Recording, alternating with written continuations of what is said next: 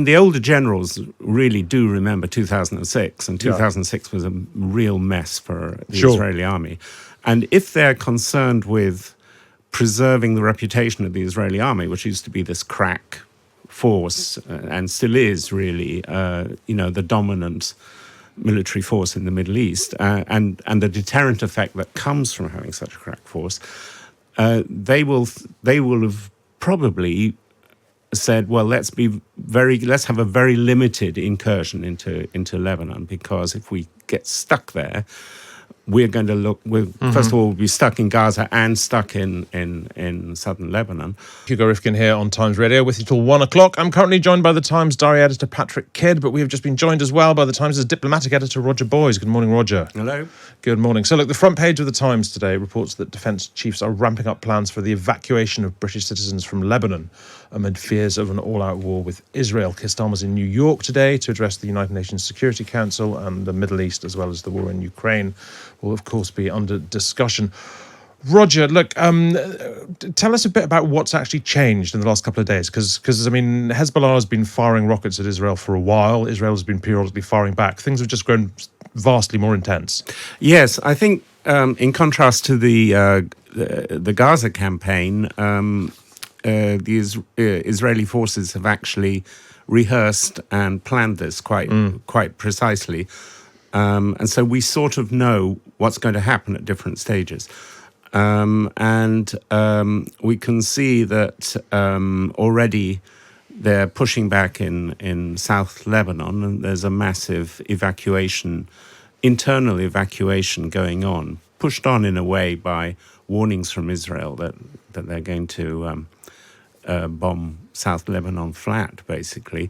So they're all heading north, and really it's only a matter of time before Beirut Airport and airspace gets closed. Hence the Cobra meetings and so on. And it's not just Britain that's doing this. America has got a whole load of people in place. I say in place, but off the coast.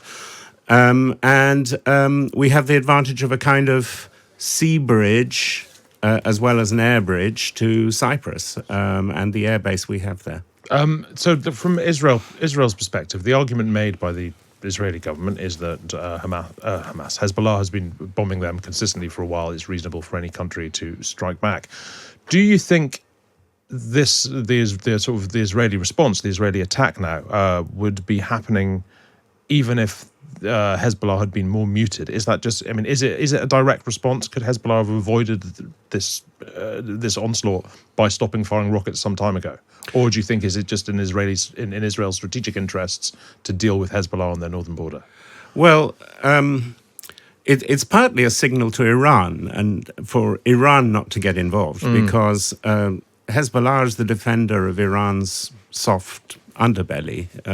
It is the prime proxy force to defend Iran if Iran thinks that Israel is going to head for its nuclear plants, for example. Right. So in a way, it's all kind of de-escalatory, although, there's this phrase, escalate to de-escalate. So there's a bit of that on all sides at the moment. No one wants Iran involved. Israel also doesn't want it involved. It doesn't particularly want to attack Iranian nuclear sites, but it could be an option at some stage. And so everyone is doing something in order not to do something else. And that's just come to a head. Hezbollah was always one of these phantom enemies for Israel. They were always supposed to have 150,000 rockets, and that number is significant because it can overpower Israel's Iron Dome defenses. Because they fire too many at once. Because they fire too many. Yeah. Yes. You crowd the airspace and you basically hit. And in fact, they shot a rocket towards Tel Aviv yesterday. Yeah. How significant is that? Well, I think it's supposed to show that they've got range and they've got they've got the will to do it. But nothing happened. So the Israelis won't exactly shrug that off, but it will be a little, Yeah, sure. alarm bell in the minds of Israelis. What's the likelihood, do you think, of there being a ground invasion by Israeli troops? Well, I mean, the older generals really do remember 2006, and 2006 was a real mess for the Israeli army. And if they're concerned with preserving the reputation of the Israeli army, which used to be this crack force, and still is really, the dominant military force in the Middle East, and the deterrent effect that comes from having such a crack force, they will have probably said, well, let's have a very limited incursion into Lebanon, because if we get stuck there, we're going to first of all, we'll be stuck in Gaza and stuck in southern Lebanon, and our army is going to look feeble, or at least the cracks in the army are going to be exposed, because we're going to need to call up reservists, and the reservists will be unhappy, and it will affect the Israeli economy. Yeah, so because manpower will be drawn out of the economy. So there is quite a big argument within the army for doing this, and that's to say, for making it into an extensive war or an extensive invasion. And some of the rhetoric, even from Netanyahu, suggests that it could be a limited incursion, which, the most clever thing they've done so far is they've been hitting rocket launchers rather than the rockets.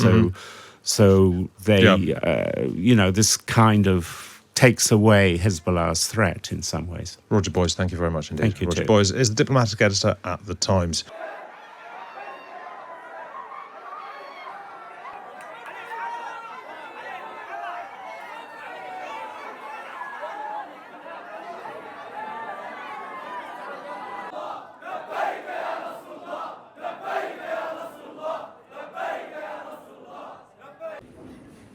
بأمان الله يا أبو نجيب، يا صاحب الصوت العالي، يا صاحب النبرة القوية،